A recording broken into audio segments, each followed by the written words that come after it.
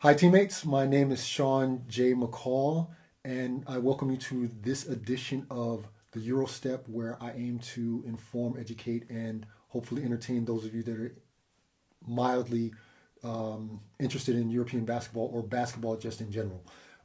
Before we begin, I just want to make sure I tell you that down here at the bottom of the screen on your right hand side, probably, or at least that's where it's at on mine, there's a speech bubble with a question mark. If you want to throw a question out for my guest or for me while we're doing the broadcast, just write it in there and I'll try to pop in every once in a while and see if I can answer or ask the question to my guest as well. So let's get it started. My guest for tonight's episode, I'm really excited for this one. He's my first non-professional basketball player that I've had on the Eurostep or any other interview platforms that I've done. But you'll soon realize that the connection that he has to basketball. And so I'm pleased to introduce DJ Soulclap, or how his mother called him when he was born, Chris. Yeah. Your mama call you Chris. I'm gonna call you Chris. No, I'm just joking. So some of you might be wondering, a DJ, what the hell does a DJ have to do with basketball? Well, I've got two parts to that, answers to that question. The first part is during the course of this series, you'll see a lot of people that are not only professional athletes, but also I like to keep the show eclectic. Everybody has a seat at my table if they have something to do with basketball, hopefully European basketball or basketball in general. So that's the first part. The second part to that answer is, to that question at least, is yeah, if you guys watch any broadcast of NBA games or anything, and you see the guys and girls getting off the bus, what are they doing? They got the huge headphones on. They're bobbing their head. They're listening to music. So it's natural that music and basketball, and especially hip hop, are intertwined, and that's what we want to. That's what we want to touch about. I want to go into how the sports world.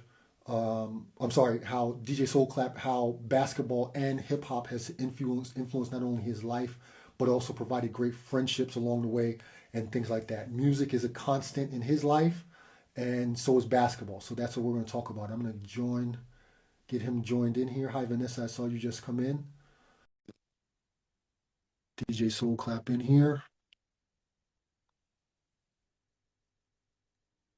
There we go. What it do, What it baby? do? What it do? What's going on, man? Hey, is the sound all right? Sound is perfect. You hear me fine? Yeah, Okay, good. Just one last reminder: if you guys want to hit on the bottom, the question mark with the speech bubble and ask a question, just feel free, and I'll jump in there occasionally and try to get those questions out to you. But let's get started. So, um, before we begin, I guess, and it's crazy because um, most of my guests I don't know personally, and you're the same. Like, we actually worked at the same place. When I yeah, was coaching the youth program out there in yeah. Braunschweig, and you were then at that time doing your MC stuff at the games and things like that. And so we were actually technically working for the same place. I was always at the professional games. You were always there, but somehow our paths never really crossed, except True. except for now on social media, right? So It's crazy, so right? it's crazy, and we've kind of clicked through social media also with music and knowing some of the same people. So it's crazy how social media is bringing people together that maybe wouldn't have ordinarily known each other, even though we live in Yeah, the same city, we work for the same place, but we never got to know each other. It's crazy, right? yeah, that's true. And like social media for me as is like a huge part when it comes to basketball and music, and also how these two connect. But I'm pretty sure we will get to that. Yeah, we're going to jump right in there right now. So. Um, First of all, thanks for taking time out of your schedule. I know you got a family and stuff. Thanks for taking the time It's out. Friday evening. There's nothing except for sitting on the couch and watching some TV.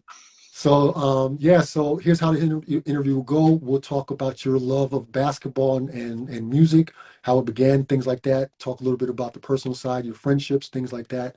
All the Yeah. things behind the DJ, what most people know you as.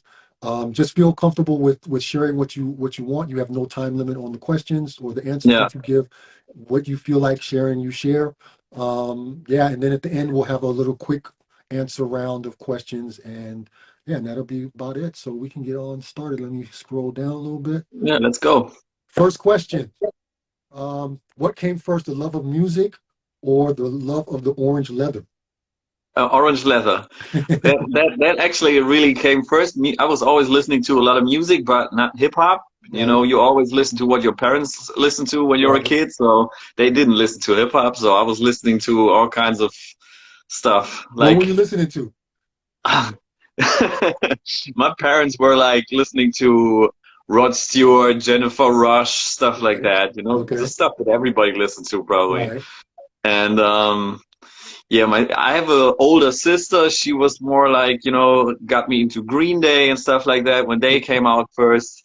But yeah, actually basketball came a little before hip hop. Mhm. And the start, I'm prepared to, was this. Deadlift shrimp. The upper deck trading cards were my start into basketball. We already had a hoop in front of the house, so we played a little, but you know, not just like throwing the ball in the direction of the rim, nothing serious. But then what was that? I think it was New Year's Eve. We went with our parents to some of their friends, and they also had a son who was like 2 years older than me, Right. and How he old had a were you? Sega. And I think we played NBA Live '95, so that must have been somewhere around that time, '95. So, you know, and that was the first time like I played video games pretty much because except for Game Boy and all that stuff, but you Right. know, that's not my parents had an Atari, so that was just, you know, a stick and a button. So not really like gaming, and I was like, wow, that's great. And then he showed us the trading cards he had, and I think I got that one from him because he had it twice. And that was the start where we started getting upper deck trading cards. Like every time we were at the supermarket with my mom, you know, at the checkout there were always like stickers and cards. And back then they always had basketball, the upper deck basketball cards Right. there, and we always got like one or two packages and started collecting. And you know, we knew all the players. And back then I think it was DSF was the TV Sports channel in channel. Germany. Yeah. Yeah, and I think they showed like 3 games per week, not the whole games, but like an hour, like condensed game. Right. I remember that. And on the weekends, I think Sunday it was like Inside NBA or something, where they had like a little summary of what happened during the week. Right. And we always watched that. I remember watching, I think it was the finals, Orlando against Houston. That was one of the first games I watched. And the really funny thing is my first hip hop album. I always said it was Busta Rhymes, When Disaster Strikes, in like '97, but it was not. It was Shaquille O'Neal, You Can't Stop the Rain, I got a in question for '96. that later. Go ahead. And that was actually, I didn't buy it because it was hip hop or it was rap, but I bought it because it was Shaq. Right. And yeah, that was actually my first rap album. And yeah, I mean, it's for me, it's like one big culture, you know. You know, Mhm. we dress the same, you know. No, doesn't matter if it's basketball players or people in hip hop. They're always dressing the same. You saw that with Iverson when he was, or the baggy era when everybody was wearing the baggy clothes, and Right. you know, it always goes hand in hand. So there was always like that big connection. So every ball player wants to be a rapper or a singer. Every musician wants to be a baller. How Yeah. good of a player were you? I was decent, but you know, I was more of a street ball guy. I was just doing all those and one tricks. I could do And one almost every. mixtapes? Yeah, I could do almost everything that these guys did. I was practicing all day long, you know, all those tricks. And yeah, that was actually like a big part of like when I was between 15 and 18 or something when those mixtapes came out. Um, that was like a huge part, and trying to do all those tricks, that was always my thing. So I was always participating in like street ball tournaments and the night jam. also. Like that Right. was, but that was like 20 years ago. I wasn't even able to drive then, so that, yeah, must have been like 20 years ago. We needed to always like have some parents call our parents at like 3 in the morning when the tournament was finished to pick us up because there was no bus driving anymore. That was also yeah, that was always like more my thing. I played like here in Fächelde for the team and also coached a youth team, like the second team, which was mostly youth players. And but I was never that serious, you know. For me, it was always about the fun. I wasn't even that competitive. I just wanted to play. So you mentioned and one mixtape. So that means you were probably uh, really feeling, what was his name? The professor. Actually, it was Hot Sauce and Hot AO. It sauce was was like the mixtapes 3, 4, and 5. Those were like my favorites, and I always tried to get the songs from the that were on the right, album mixtapes right, on wax on vinyl. right. And you couldn't get all of them. Like especially in the first two mixtapes, there was some songs that you couldn't You find couldn't find, anywhere. right, right. You know, deadly snakes or something. That was I think on the first or second. Never found it anywhere. You know, but I mean stuff like the Beat Nuts, Corrupt, Mhm. and like the instrumentals running in the background. It was always Right. like a lot of music from Rockers Records, Mos Def, you know that kind of stuff. And yeah, that was I just loved it. When so you've got a pro team here in Braunschweig. There's a pro team here. Yeah. Did you ever go to the Braunschweig games, or was it Yes. was it purely kind of like, okay, I'm just a fan, like that? Actually, the first time I went with my sister, I was probably like 8 years old or something. It was at Alte Waage, and they were playing Leverkusen with Henning Harnisch. That was like the That was because my guy. he had the long hair and the Yeah, headband back yeah. then, and that was something I can remember. But then, like at school, I remember we got free tickets to a game, and that was after that Meta Box disaster when Right. the sponsor like cut Went them off bankrupt. in the middle Right. of the season. And Right. that was the first game after that when they got John Celestin, who I was remember playing him. for the Lakers before, and Michael Conley. Was it Michael Conley? John Conley? Some he was really good. So that was like right after that, the first game. We had free tickets. We went there, and then after that, went to every game for the rest of the season. And next season, we got a season ticket, and So you were we hooked. were at all the games.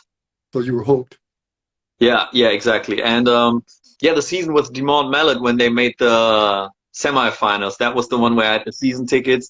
And we also went to the All-Star game because he was, even though he was super small, he was participating in the slam dunk contest back then. And Which All-Star game was that? Was that the one in Cologne? no, Berlin. In Berlin. Okay, yeah. Okay.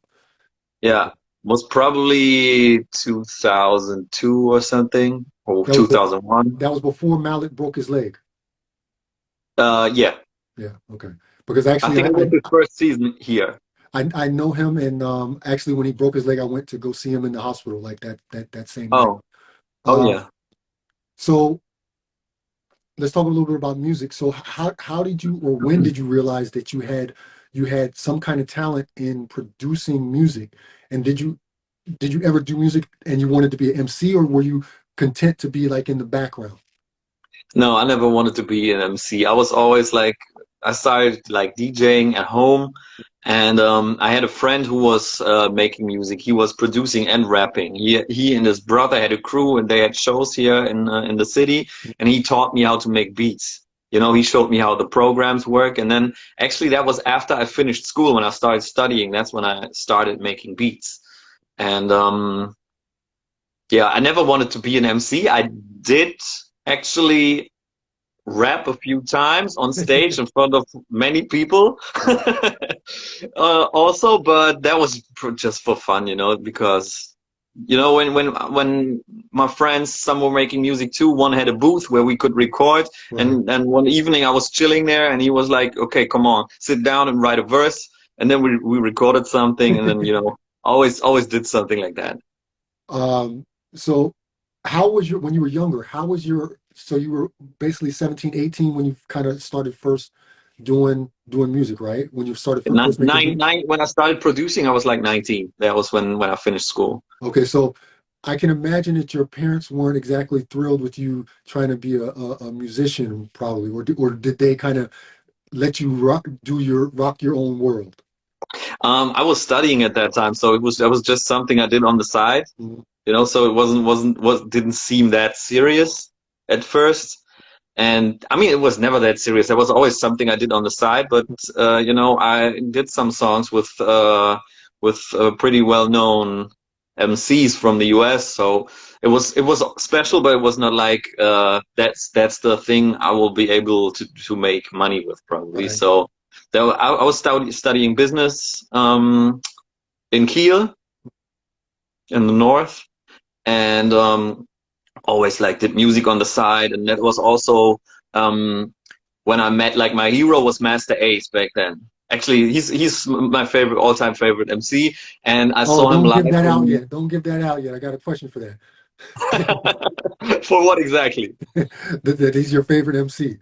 Okay, so I saw him live in 2004 here in Braunschweig, and I was always like on his website. There was like a forum where you could chat with other fans and stuff, Right. and his cousin was running that site. And I back then I had a live recording from a live show, and I started mixing the live recording with the actual song. So there were like interludes that were from the live, but then the live recording went into the actual song. Right. And I sent it to her, and she sent it to him, and he loved it. And then when he was performing in Kiel, that's where I first met him in 2007.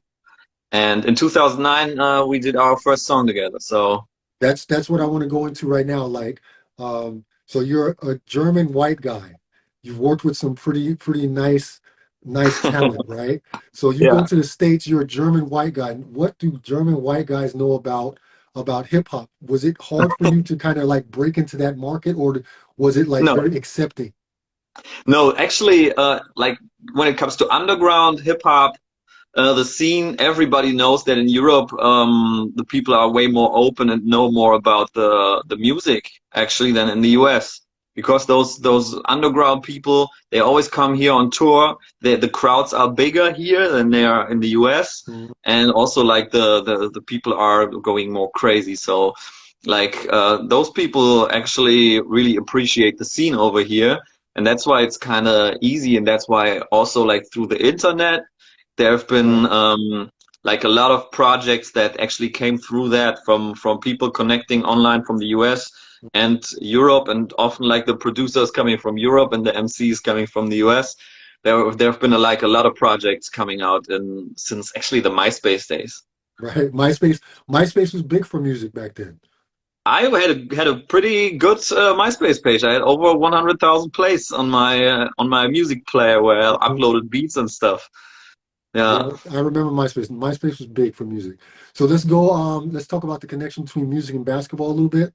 Um, Actually, hip hop is still relatively young in its age, right? Yeah. So I think it wasn't until about the late 80s, early 90s that the connection of hip hop and basketball really kicked off. I can remember Yeah. having like the tape Walkman with the little earphones, hmm um, listening to getting hype to NWA, Ice Cube, hmm Public Enemy when I was in high school, right? So that Yeah. shows you how old I am.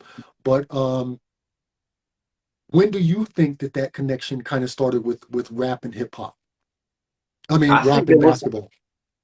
probably like around the 90s. I got a album, like compilation on vinyl, which is called B-Ball's Best Kept Secret.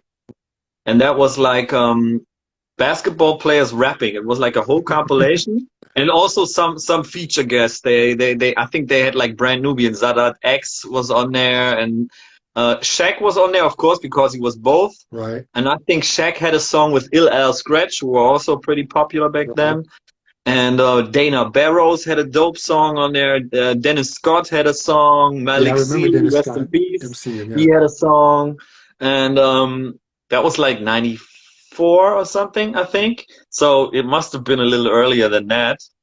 And you saw, I think Shaq was the first one actually to like, to serious hip hop music and releasing it, right? Right? Was it Like or was it? as a crossover, yeah, definitely. He was, I mean, I can remember he was on the Arsenio Hall show, and he that was the first time he had, I think it was the first time he had done rap on an audience with an audience, Hmm. and he was with the Fushnikins, and Yeah. they performed Chip Fu. I met him in Croatia really, from the Fushnikins. Chip Fu. Yeah.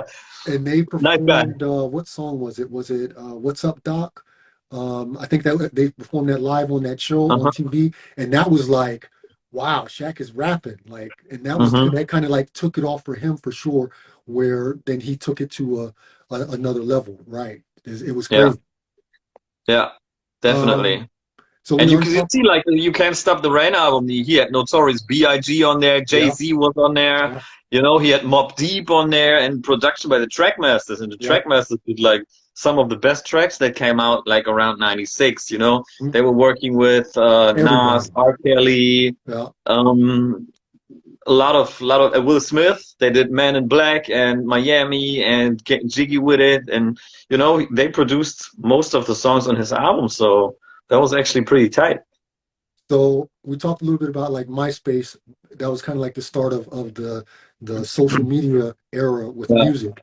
Um, so I'm an old head. So I lived pretty much through every phase of the era of Yeah. technology and basketball and music, right? So Yeah. I can remember like going to the park with my brother, my older brother, and the guys having the big ass boom boxes like on their With the shoulders big ass batteries. with the big fat ass batteries sitting there. Then they couldn't put it on the ground because the ground would eat the battery life. And I mean, Yeah. so we were out there playing all day and listening to hip hop. So I went through that phase. I went through the cassette tucked into my shorts when I was warming up for basketball. Yeah. I went through the first Discman, but it was Uh-huh. always skipping. And so then I was Yeah. real hyped to get the thicker Discman that the anti-shock one that didn't skip all Uh-huh. the time when I was in layup lines. Uh-huh. And of course, as a pro in college and a pro, then I had also the MP3 players, the I what was it, iPod back Yeah. then. So that was like everything got smaller. You didn't have to lug around all the those thick those I had those thick CD cases, those big black Uh-huh. ones and Yeah. with like 360 CDs in Yeah. there. Yeah.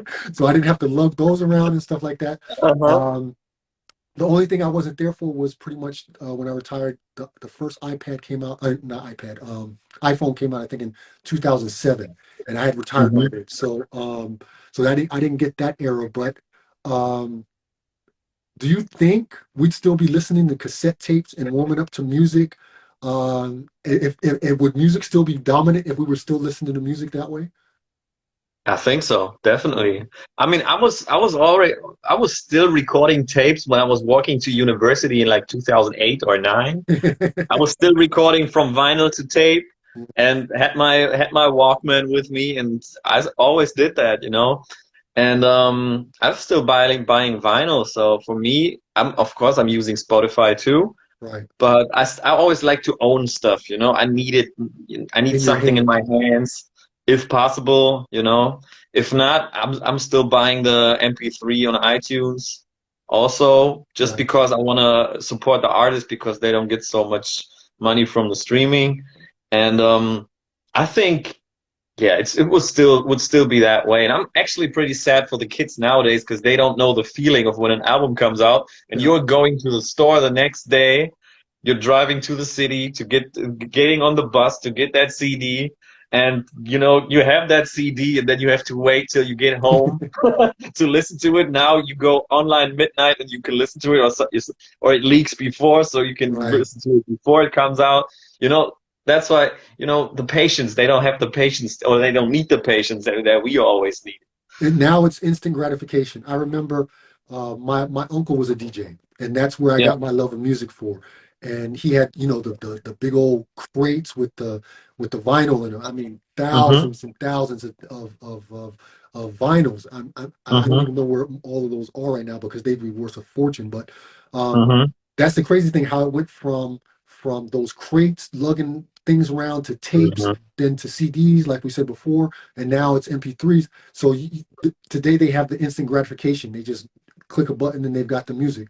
I remember going to the record store and going through all the records and stuff, and then pulling it out, That was and so then good. giving it to the guy, giving the money, and then that plastic that was on there, like Hmm. ripping through the plastic and like peeling Hmm. the plastic off. That shit was dope, right?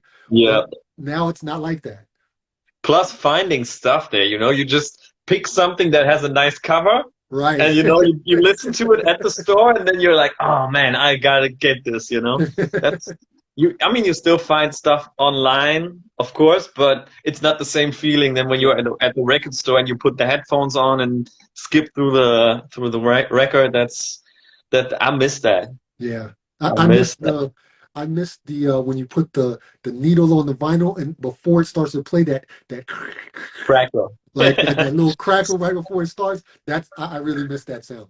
Some producers put that on the songs, just they just have the Yeah, noise on as yeah. a file and put that on the track to Yeah, but still it's keep it's that different, feeling. man. It's different, Yeah, man, of course. because you're putting the needle on there, and so you're getting that like right there. Yeah, So I yeah, guess that's instant gratification as well. But yeah, true. um, I missed that. So what I wanted to ask you next was Allen Iverson.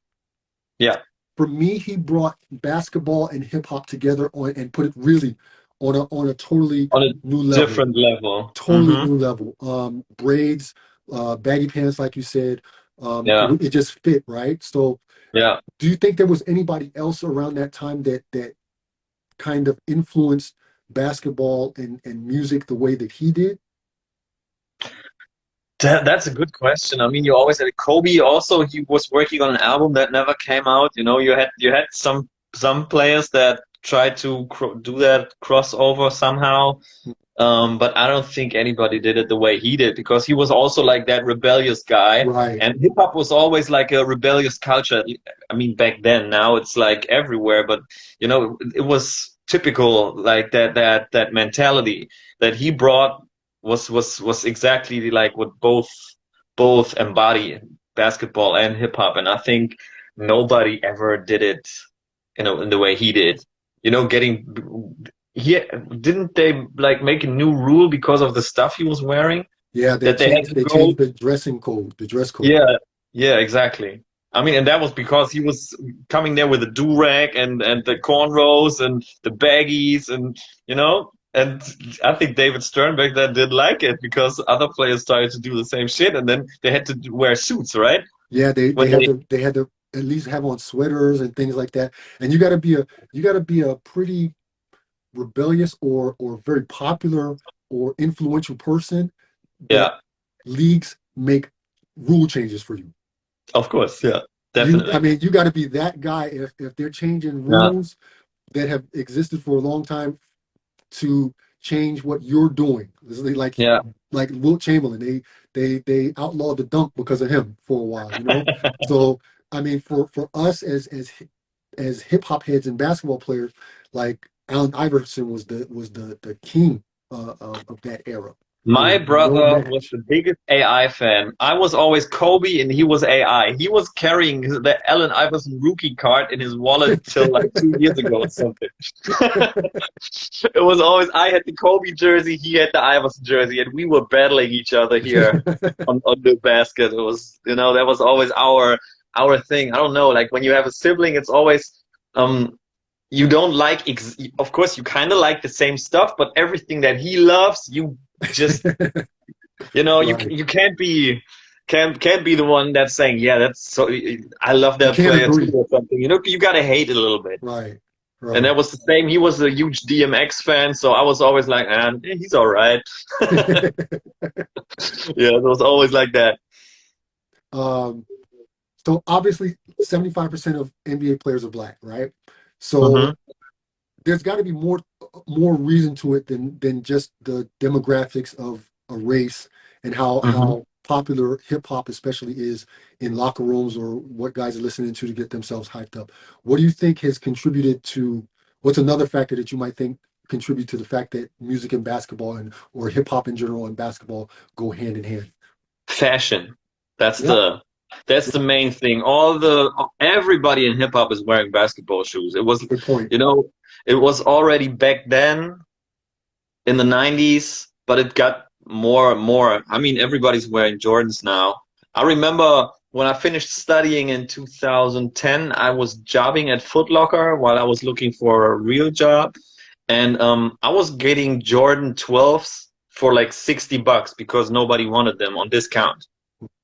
And then a couple of years later, You completely can't find changed. And now I mean, I sold a pair of oh, it was Dunks. It wasn't Jordans for like 1,400 euros last year. It's crazy. You mean the How Shaq shoe, the Dunks?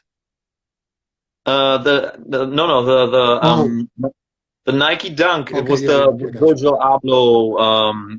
I got one of those. Okay, I thought you meant the Shaq shoe because they cost like $12. I was like, damn, if you sold those for if you sold those for 1,400, you No, made no, a no, no. killing. But see, already back then you had the basketball magazines, and Kicks always had like Kicks. their Yeah, ads, and then you would see like the Air Max 90s, Air Max Uptempo 96 or something, the right. one that Scottie Pippen had with the big air on Air the on the side. side, right. Oh my God, I always wanted those, but never got them. But I've got a pair now because they re-released them, and that was always like a big connection because always the stores that sold basketball merch also had like hip hop brands. Right, Back then it was like NYC and FUBU and all that right. stuff.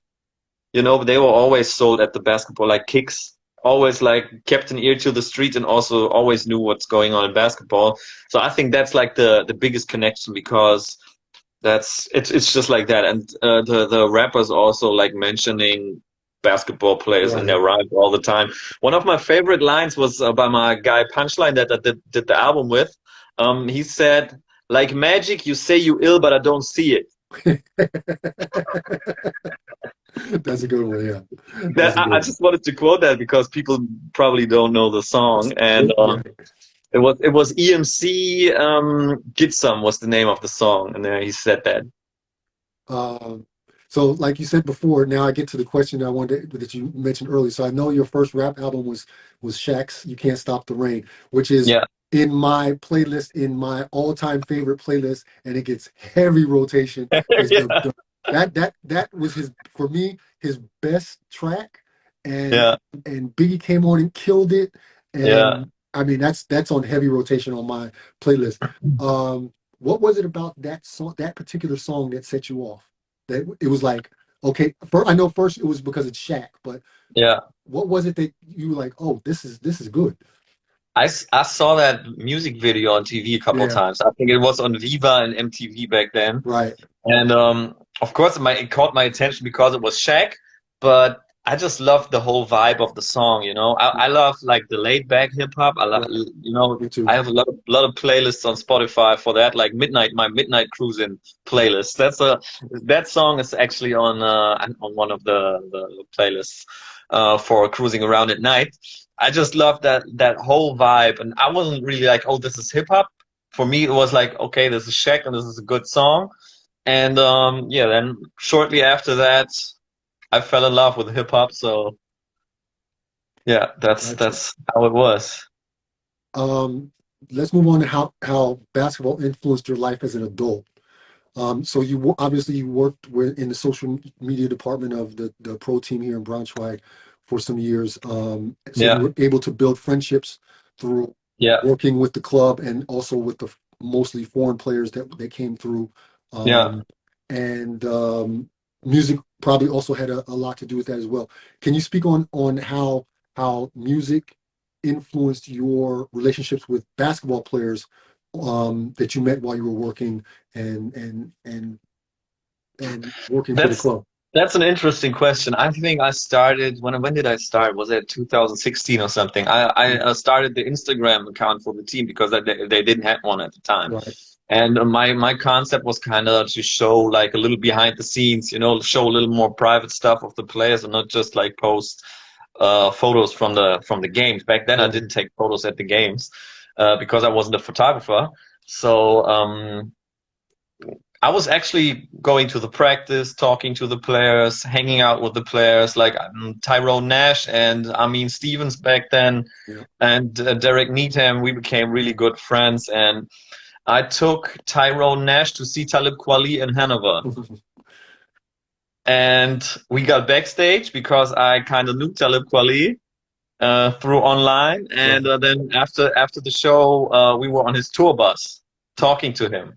And he had like a big like nightliner, you know?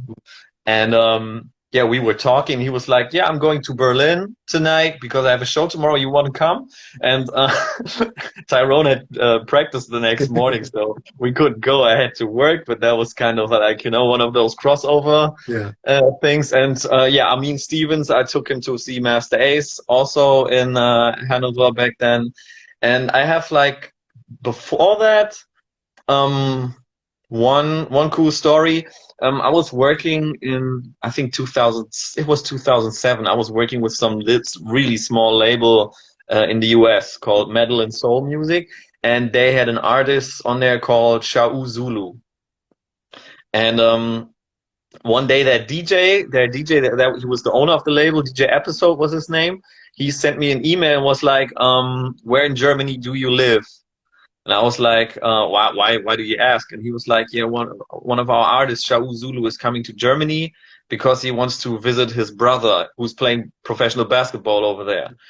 And that happened to be RV Story, you know, who was playing for Chicago and Washington, I think, before, and then came to Braunschweig. And yeah, he came to visit here. I was living in Kiel by that time, but for that week, I just skipped university and came back. And we were hanging out. We recorded actually 2 songs here in Braunschweig and went to the last game and went to the Jolly Joker and you know. And yeah, that was kind of funny because actually that came through MySpace. You know, that connection came through MySpace, and then I meet somebody who's in the US who's the brother of somebody who's playing here. And also had like one of those things later that was like 2017, I think. Jamal Boykin, he was playing here for not even the whole season. He came during the season, and one time he wanted to show me like a video because he was also doing art. He was painting, and he said he had like an exhibit at university where he drew pictures of Obama back then, and then in that video, I saw that that he introduced his mentor, and that was actually somebody I did 2 songs with. His college professor was actually somebody that I did 2 songs with, and that was also like you're in Braunschweig, and then you have these kind of things happening. That was kind of funny. And yeah, but in general, I was always like trying to connect to the US players. When I saw who's coming, I sent them a message on Instagram from my profile, not from the team's profile. And I told them, you know, I'm here if you need something. If you know, just hit me up, so they know, you know, when they are coming, they already have some connection here. And yeah, I was always trying to take care. I was inviting people for barbecues, like at the end of the season. I was inviting people for dinner. I had Tyrone and Armin here for Christmas Eve, where me and my parents, we always have a 7-course meal. And they were here. Tyrone had his mom, so I didn't want them to be, you know, alone Christmas Eve. So. Yeah. And I mean, that's holidays when you're a player and you're alone. Like Armin, he was there all by himself, you know. Tyrone had his mom come over for Christmas, but you know, that's kind of sad being alone during the Christmas day. So I was thinking maybe I can do something about it.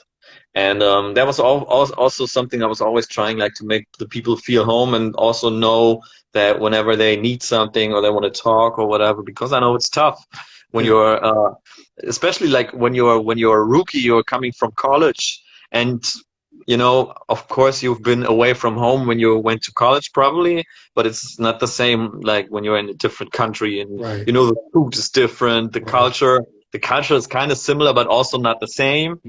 I mean, if you're going to a different country, Germany is kind of Germany similar is in a lot of points. Yeah, I mean, if you go to another country, it could be a lot worse. And people here in Exactly. Germany just try to speak English to the foreign players, especially. I mean, I played in France, and I think everybody in France expected me to speak French 30 seconds after I got there, and it's Yeah. not like that. It's not like that here Yeah. in Germany at all. Yeah, exactly. And that I think that makes it easier if you're in Germany, but still it's tough and you're alone. You know, some bring their girlfriends. That's also not easy for the girlfriends because the players they will go to practice twice a day. They will be away over the weekend Right. for away games and stuff like that. So it's not easy. So I was always trying to be there if somebody needed something or just with advice or whatever. So I always connected to the US players, or I tried to. Some didn't need any help because they came with family, Right. had a wife, had kids, maybe not their first year, in Germany or Or overseas. in So Europe. Right. yeah, that was a little different for them, but yeah, I know it can be tough. So that's why I was always trying to be there. I mean, that's love, man. I mean, to really reach out to those guys who are foreign and in a different country. It doesn't matter if they're a rookie or if they're a vet. I mean, everybody goes through loneliness if they don't have it there.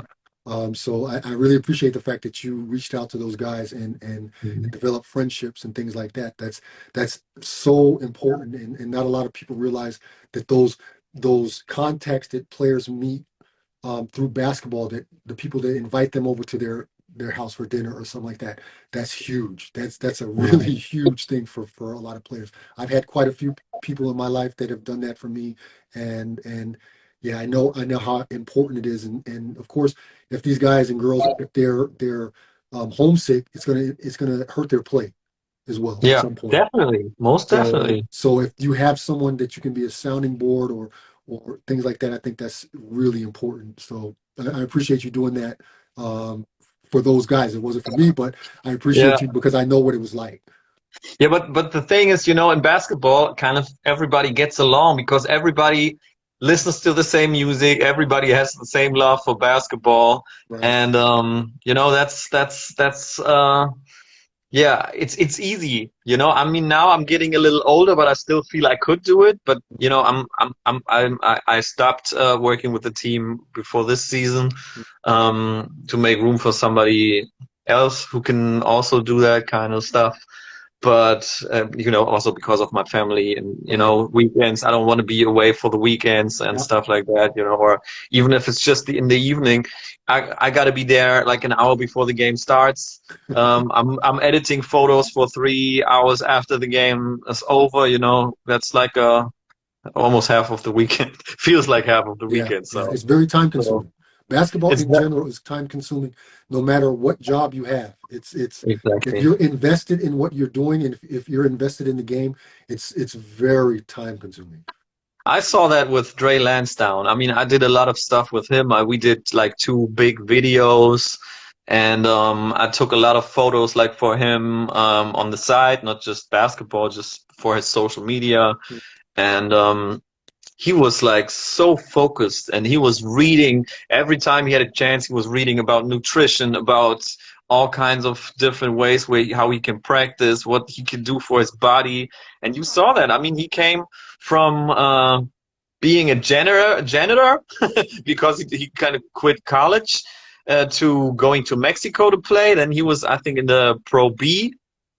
Then next year in the Pro A, and then he came to Braunschweig, and after that he went to Italy and France. And it's like you see his dedication and the way he went is just reflects his attitude and his mindset. And no, I didn't. There are players like that, but not many are like that dedicated. I know you're close to Dennis Schroeder, who is from Braunschweig. Hmm. I know you even accompanied him and his family to their trip to Gambia one time, and you Hmm. documented on film and pictures. How was that experience for you? And how long have you known Dennis actually? I've known him since like 2013. 13 or something. I was DJing at parties back then, and he was always there. You know, and also house parties, not just at the club, but Right. also at house parties. But he always showed up at those parties, and I think I knew it from there. And yeah, I was then DJing for his goodbye party before he left to the US. Mhm. And you know, I did the when I did the Soul Electronics headphones, the marketing. I signed him for 2 years, like after his first season when he wasn't that successful yet. Signed him for 2 years so we could take photos and have him as an ambassador. And yeah, then and I think his brother called me. It was like a Tuesday, and he was like, "Yeah, I know this is like a little." Um, yeah, a little sudden, but we're going to Gambia in 2 days. Can you come? And I was like, yeah, let me make 1 or 2 calls because I got to talk to my customer because on that day I had to be at one specific customer like every week. So yeah, I rearranged some things and went with them, and it was a crazy experience because it's like a whole different world over there. You know, you land and everything is like super busy and unorganized at the airport, and then you know there was like one main road where you had like which was like a real road, and every other road was like sand and like with big holes and mud, and that's why everybody has like old ass SUVs there because otherwise you would get stuck like whenever you leave the main road. And like a lot of buildings that haven't been finished on the side of the road where it was maybe 2 stories and just the first story was finished, the other one was empty. And um yeah, it was crazy because we also like we went to visit like 20 different families where he gave money to, at least 20. We were driving around all the time. He had always like his cousins were there and they took care of everything. He was always like, yeah, I want that.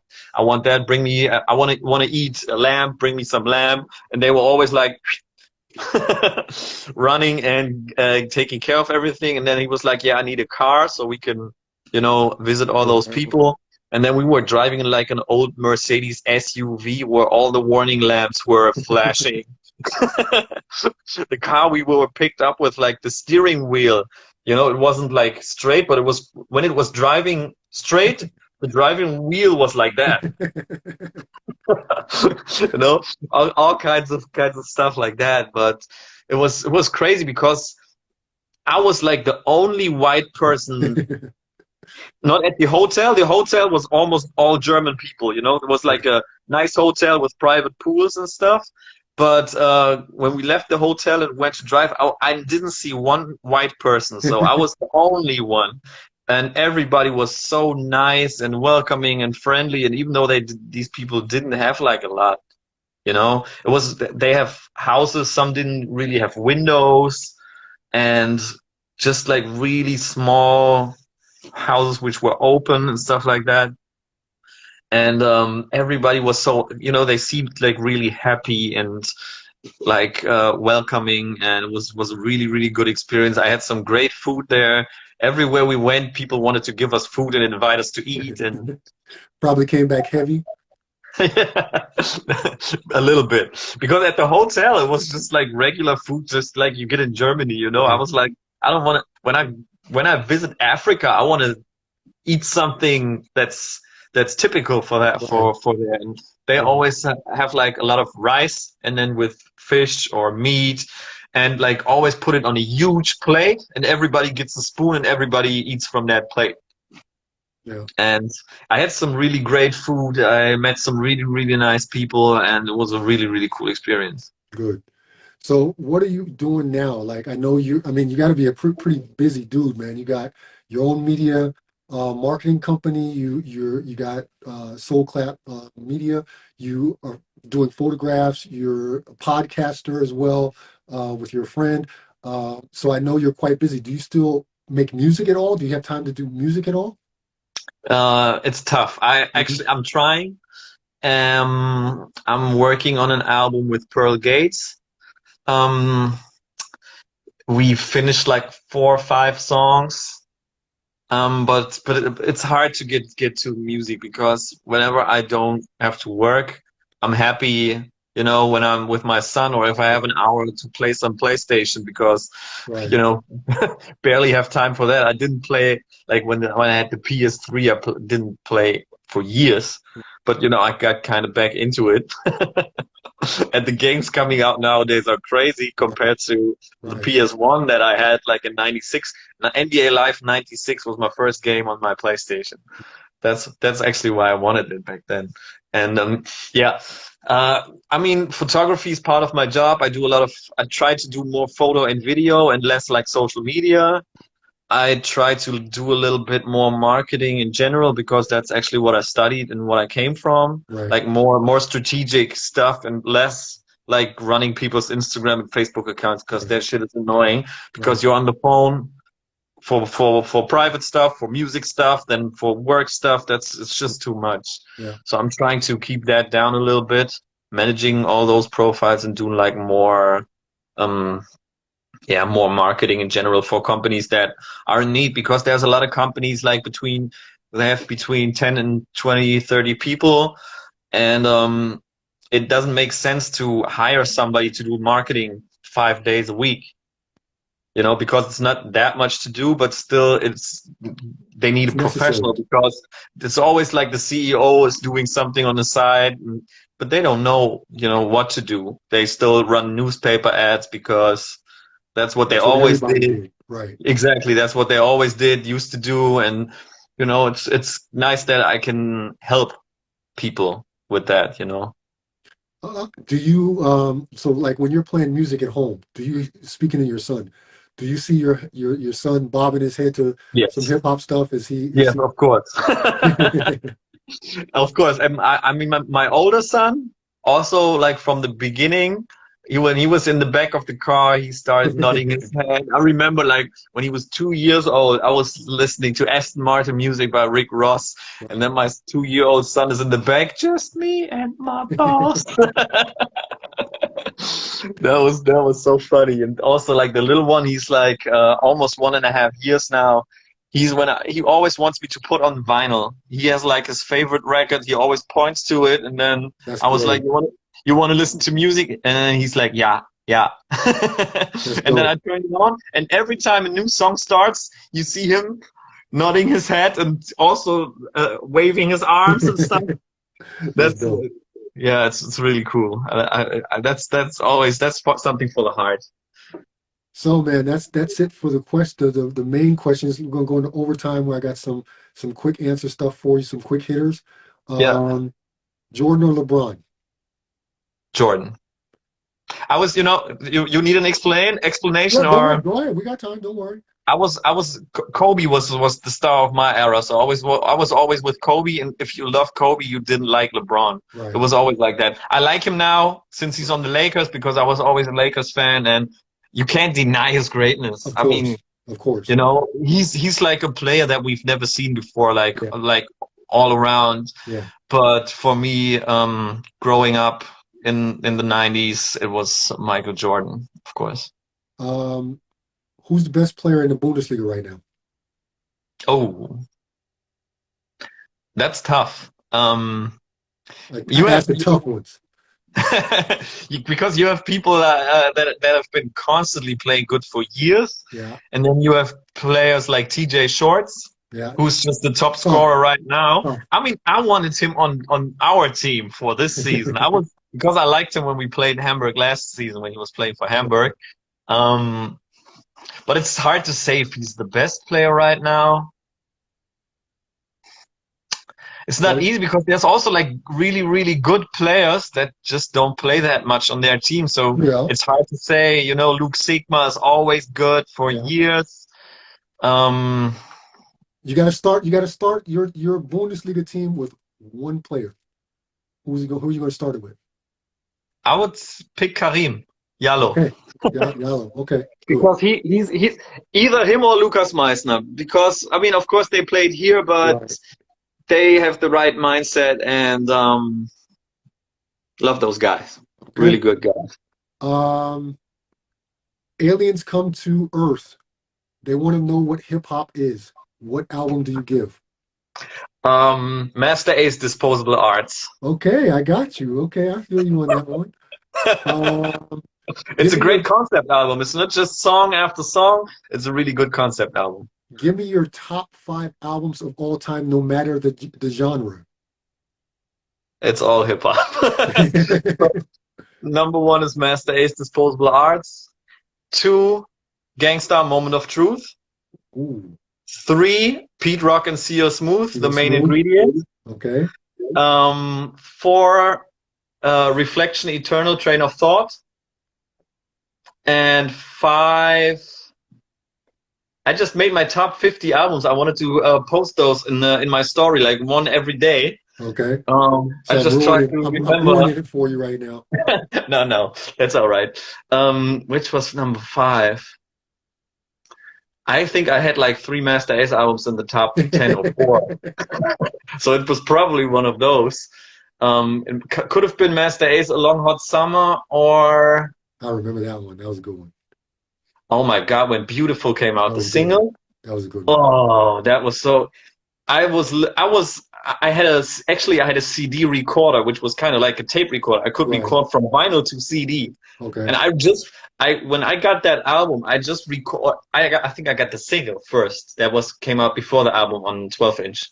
And I recorded that from vinyl to CD, just that one song. And then I sat down in my car, and I was driving around for an hour just listening to that song in the car. So I would probably go with that as number 5. What song hypes you up?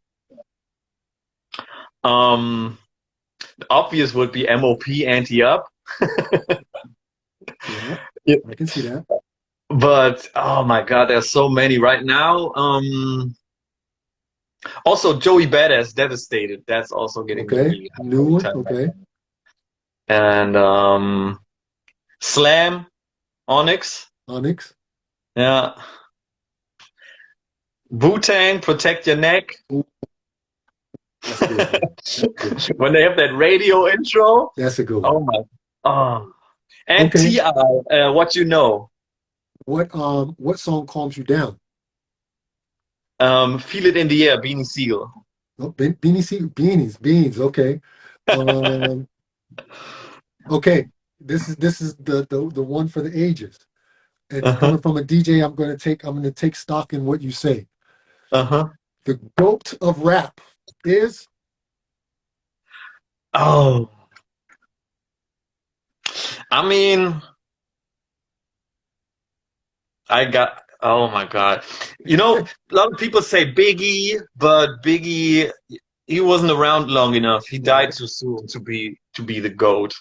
I would go with Rakim. I feel you on that one. The younger generation won't know that, but I am feeling you on that. Definitely underrated, underappreciated. And he didn't curse on the songs. Really? Yeah. I never thought about that. Gotta listen to the albums. He didn't curse. Oh, he was sick. He's sick. Yeah. Yeah.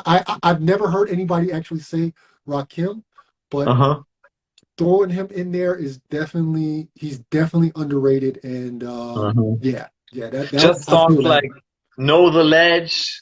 Oh, you know, that's a timeless classic. That was on the movie with Tupac, Juice. Yeah. Oh my God. And when I Be on the Mic, when that song came out, I was listening to nothing but that song for so long. And also like Guess Who's Back. So many great songs. Yeah, he had a great run too. Yeah, he changed rap a little. Him and Big Daddy Kane. Okay, I'm an old head, so I'm in on all of that. So man, Chris, thank you so much, man. You hit the shot at the buzzer, man. Thanks for connecting the dots between hip hop and the game of basketball. And all my teammates, please check out his Instagram page, and I'll put some stuff here in the captions below anyway. But give him some support, especially if you understand German, on his Soulclap Media as well. And this interview did not disappoint. I really, really appreciate it. Your mom gonna call you Chris, so I'm gonna call you Chris. Of course. Really, really super getting to talk to you, getting to know you. And I mean, we're living in the same city, man. At some And we point, gotta hook up. we gotta link up and Yeah, meet, and not on a camera or something like that. yeah, yeah. We gotta do that, definitely. All right, man. I really appreciate it. Let me say goodbye to the teammates and have a good night. Sleep well, man. You too. All right. Bye. Later. So, teammates, that episode didn't disappoint. I was really looking forward to hearing about the connection between basketball and hip hop in general. And like I said before, my table is open for everyone, and that's why I'll have very eclectic guests and try to fill in the void between things that are not spoken much about as far as basketball or different themes as well centered around basketball. Thank you for watching. I appreciate each and every one of you that tune in. If you watch it on the YouTube channel, if you watched it live, it doesn't matter to me as long as you're watching and liking what you're seeing, obviously. So here's my call to duty, of course. I want these messages to get out to as many people as possible. So if you like what you see, share it, tell somebody about it, follow myself, my YouTube page, or my guests as well, and support them as well, because we all need it. And like I said, I appreciate each and every one of you. And until next week, old head out. Thank you for watching.